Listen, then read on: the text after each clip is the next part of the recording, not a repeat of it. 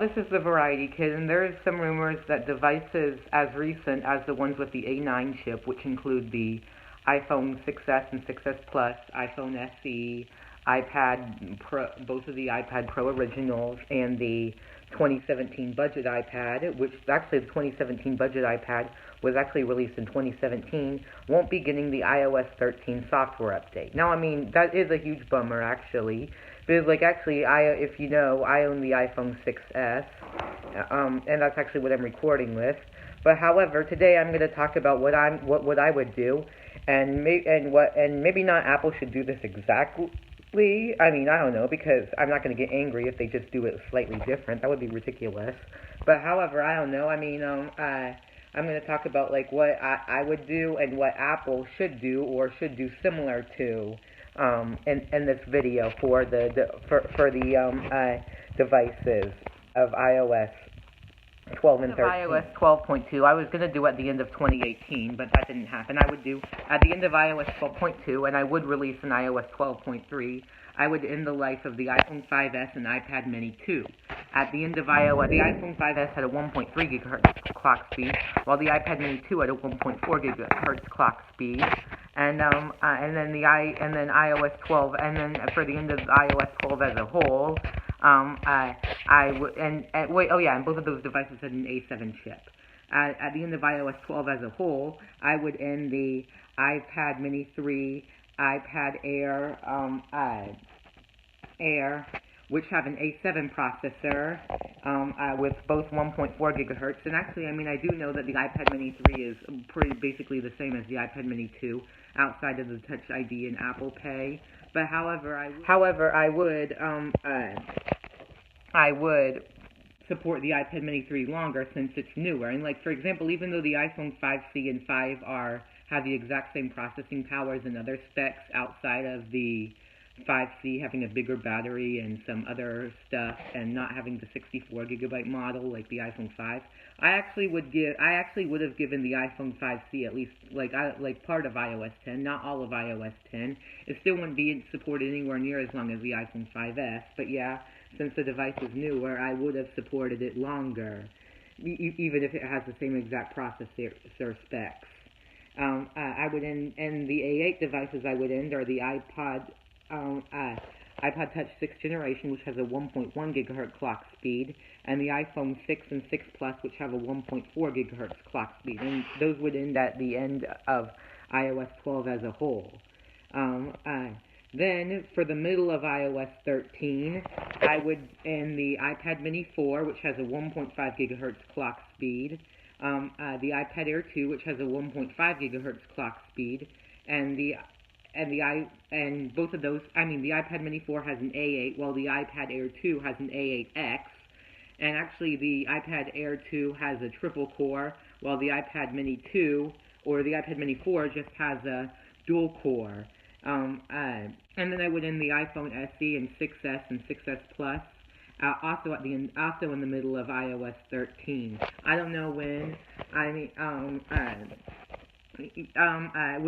don't know, which is kind of crazy since, like I said, I have the iPhone 6S, and also I would only give them limited iOS 13, so while I would update them to iOS 13, I wouldn't give them as much support. Okay, and then for the end of iOS 13, I would do the budget 2017 iPad, because even though it has pretty much the same processing specs as the SE and 6S series, it would have, it is a year and a half newer, so I would end it at the end of iOS 13. Anyway, if I didn't say middle of iOS 13, I don't know where.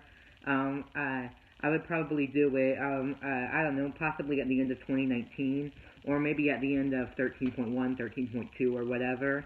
And then back, and then back to the topic. I would also end the life support of the iPad Pro 9.7 and iPad Pro 12.9 original models, which are clocked at 2.16 and 2.26 gigahertz respectively. I don't know. I mean, now this is crazy because the iPhone 5S got 6 years of updates, but Apple is doing this because they want to end the devices on a happy note. Now, no, I mean, while it is worth noting that it probably wouldn't end as bad as the iPhone 4S, which, as shown by Everything Apple Pro, was slower, and like iOS 5 was slower than iOS 9, and like no, I mean not every case, but almost every single case. I mean there were some cases where iOS 9 was faster than iOS 5. Like for example, it was faster in Siri response times.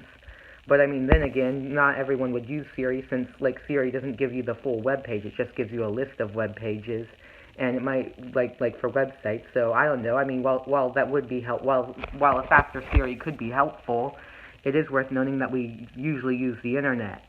Um, yeah. So yeah. I mean, yeah. That's why Apple would do it. But however, I feel like they should. I mean, it is worth noting that they haven't ended devices in the middle of a major OS update ever since the iPhone. The last time Apple did that was when the iPhone 3G and iPod Touch second generation ended their support with iOS 4.2.1, I'm not sure about the ending of iOS 4, but however I know it was before. I know the ending of iOS was after 4.2.1. I hope you enjoyed this video. Have a nice day, and I was going to say that actually my 1-year anniversary of YouTube is coming up. I'll actually be doing a video about how I've grown since I started. I mean, I don't know, I have some ideas, but not all of my videos go up. Not because of copyright issues, but because, I don't know, like sometimes I feel like they won't go well or stuff, or I just have a problem uploading it or something. But however, I don't know, I have some ideas, but I'd still like it if you said in the comments what you want me to do. I mean, actually, I know one of my friends said, it's my channel, so I can do what I want. Or, I mean, he was my friend. It was more my brother's friend. But, however, I mean, the truth is that while it is true, it's my channel, I can do what I want. Sometimes I do want to know your opinions, and I do, and sometimes I need help on knowing what video to do. And also, I can't really force you to give any suggestions, and I'm not really needing suggestions at the moment. But, however, I don't know, if you could give multiple suggestions, that would also be good. Bye.